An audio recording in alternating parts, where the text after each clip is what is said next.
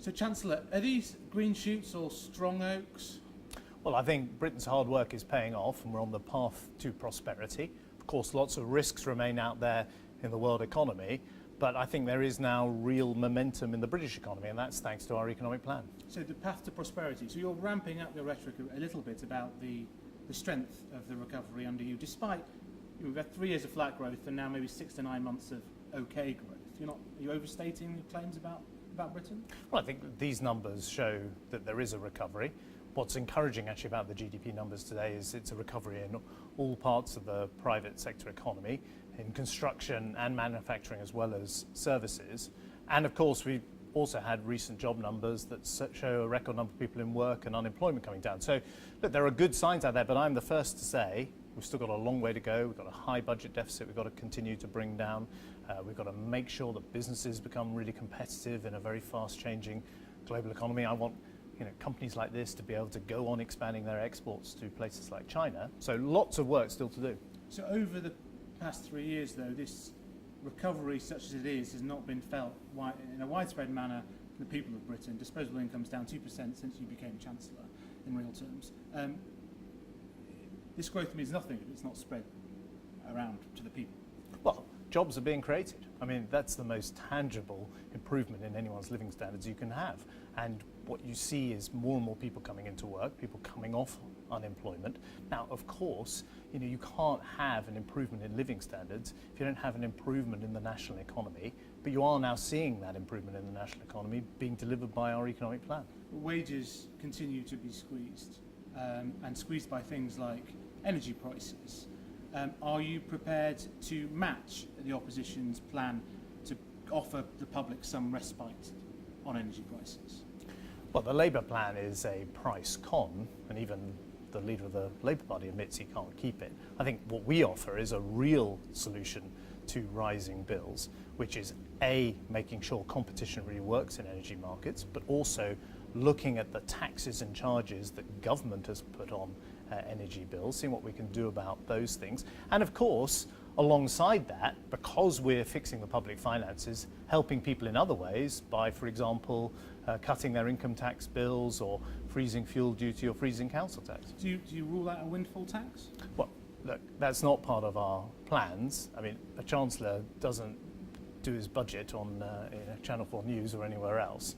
But it's not been part of our plans, and we have set out our approach to dealing with energy bills. And ultimately what I want is lower taxes to deliver an improvement for people in their household energy bills. And you can only have that if you have a growing economy and a proper plan to deal with your public finances. So you called the idea of fixing consumer prices Marxist and something like Das Kapital.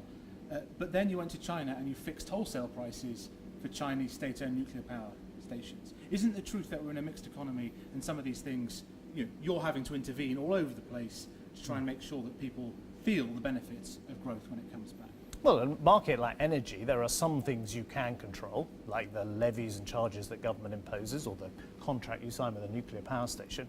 But no Chancellor in British history has ever been able to control the world gas price or the world oil price.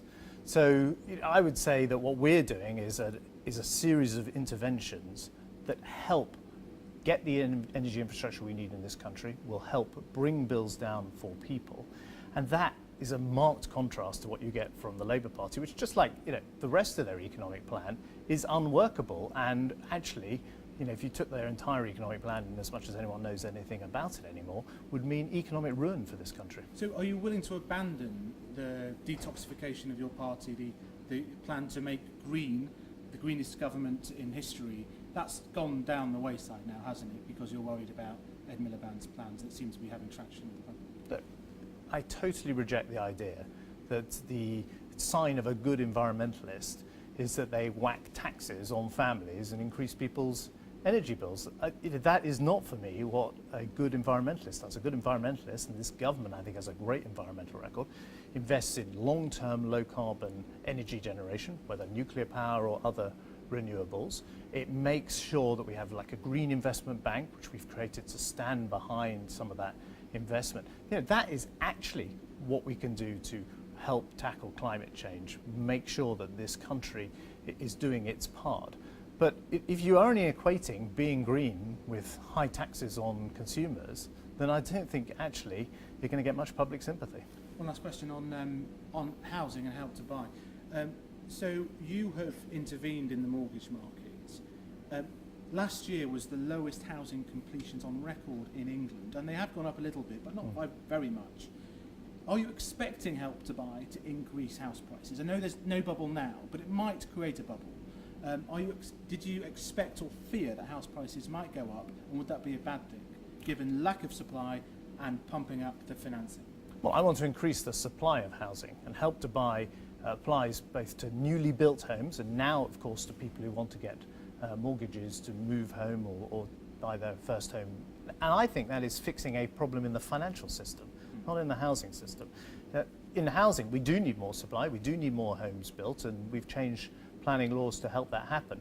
But you've also got to help families afford homes. And at the moment, many families watching this are completely priced out of the mortgage market because of the deposits being asked of them.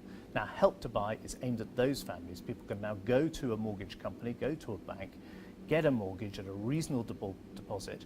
These are mortgages they can afford to pay because there are tough controls to make sure that is the case. And I think that's good for our country. It supports aspiration, it supports the construction industry, and a home-owning democracy is something we should all aspire to.